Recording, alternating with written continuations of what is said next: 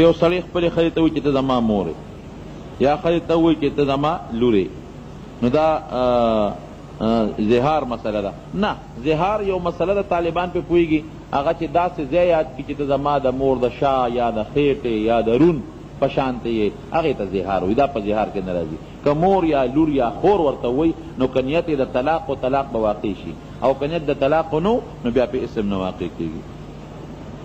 نبی علیہ السلام شین پټکې تړلی او که نو تړلی، داسې یو پټکې نبی علیہ السلام تړلی چې پکې شنې کرښې وې، شین نو خو شنې کرښې پکې وې. وایي زما د خولې نه هر وخت دروغ وځي او بې اختیاره وځي، داسې وظیفه راته ولیکه چې د هغې نه خلاص شم. په دې ژبه یو ورځ چک ولګوه بس خلاص به شې.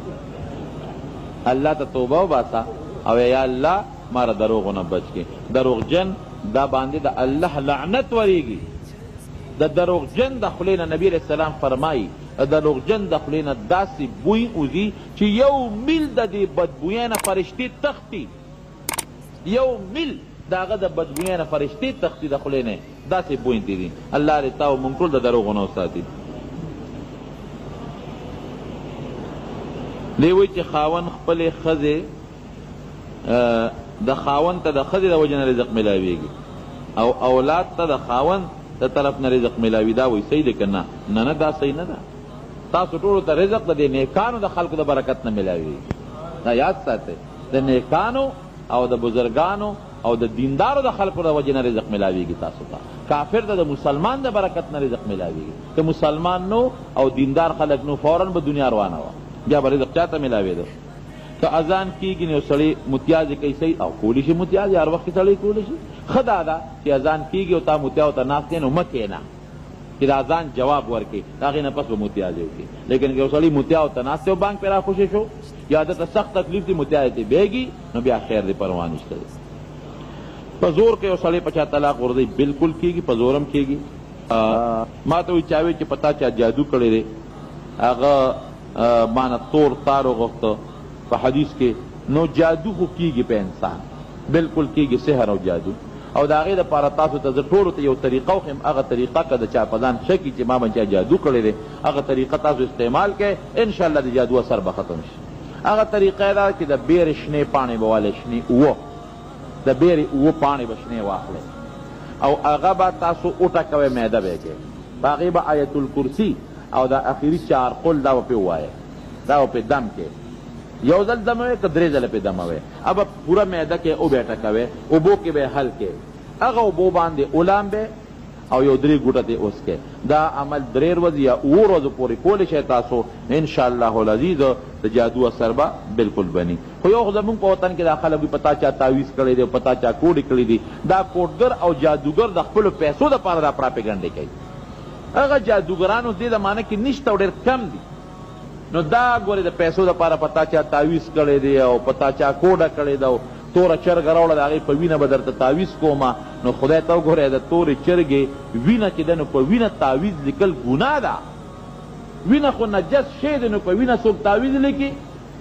دا بعضې تعویزګر کوي داسې، تا ته به وایي جادو د باندې شوې ده ټوله، بس ختمې مرې، دا چل دی در باندې. یاره جي څوکم، یاره دا خو ډېر ګران کار دی، خو زه څه چل به وکړو نو یو توره چرګه راوړه.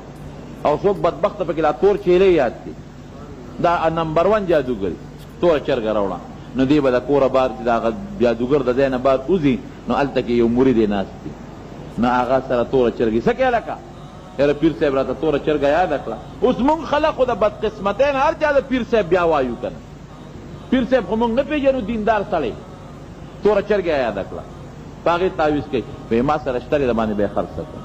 خو یې ډېره ښه ده، نو چې د شپېتو چرګې نو په 200 خو یې پې هغه ظالم خرڅ کړي. دی مو چې اوس تورنګو ته ځم او چرګه راوړم خو بلا پیسې پې لګي کرای باندې، راشه له 100 روپۍ ګرانه ده خو قصه چرګه دې والي، درې یې راوړي، ها دا چرګه مې واخېسته دا وال، وایي ښه ته بار کښېنه، مونږ یې لاله تاله پې تعویز کوو، چرګه غلې غوندې چېرته بل طرف ته پرېږدي، دله تعویز ورکړي، دې لاړ شي هغه چرګه بیا هغه مرید له لاړه شي، بل سړی راشي، دغه چرګه دروازې 20 ځله خرڅېږي او حلالېږي او تعویزونه پې کېږي. دا یو طریقه کار شروع دی.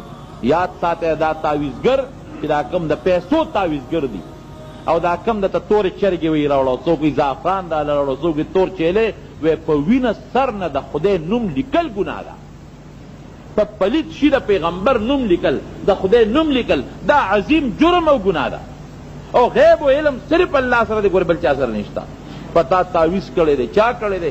ستاسو د کور نه ښي طرف ته یو ښځه ده، ببرسرې غوندې غټه توره ښځه ده، نو ببرسرې او تورې ښځې خو د دنیا نو لوی مصیبت جوړي، کله په یو شک کوي کله په بل شک کوي، دشمني ولا لا بیله پیدا کړه. او چې بوډۍ ښځه ورشي هغې ته څه وایي؟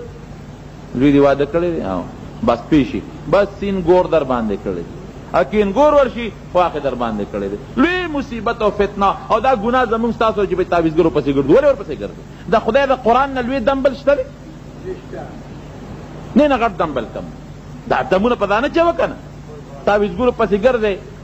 ټیک ده، رښتونی تعویز چې په کم کې د الله نومي، د خدای صفات دي، د قرآن آیت دي، هغه تعویز جوړولم جایز دي، هغه تعویز غاړه کې اچولم جایز دي.